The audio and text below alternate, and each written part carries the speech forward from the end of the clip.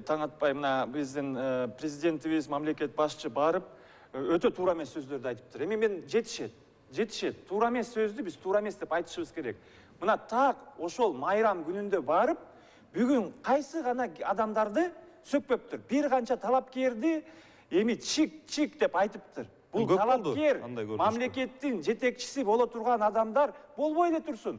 Фракциянын жетекчиси, жогорку кеңештин депутаты 100 000 деген кишилердин добушун алган, чыган улду, будьте добры, Алмазбек Шаршенович, проявлять уважение.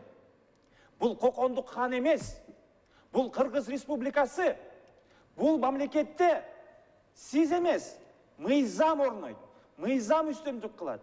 Андан кийин бир канча талап биздин башка саясатчыларга да ошолордун арасында менин атыма ар кандай сөздөрдү айтыптыр. Мен бир сөздү айтып коеюн.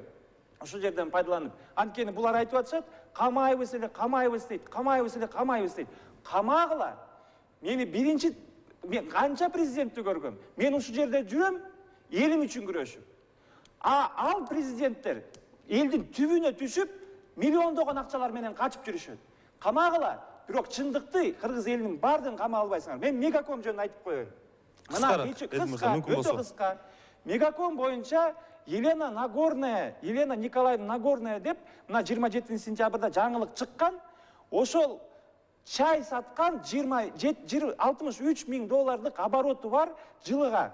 3 000 жанагы зыян өзүнө пайда келтирбей, наоборот убыток болгон аялга биздин Мегакомду карматып ийишти булар. Бул Нагорная ким экен, каяктан десек, кечээ күнү биз түшүндүк. Нагорная бул Сергей Лобановдун адамы экен, а Сергей Лобанов деген Андрей Юрьевич Бельяниновдун оң колу экен.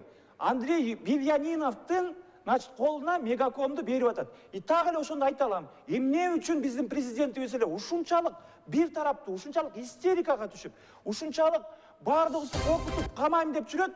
Анткени азыр себеби, азыр ошонун түбү бизге түшүнүктүү. Бул сөзүм үчүн камасаңар камагыла, бирок мен бардык айтылган фактылар боюнча мен жооп бергенге даярмын.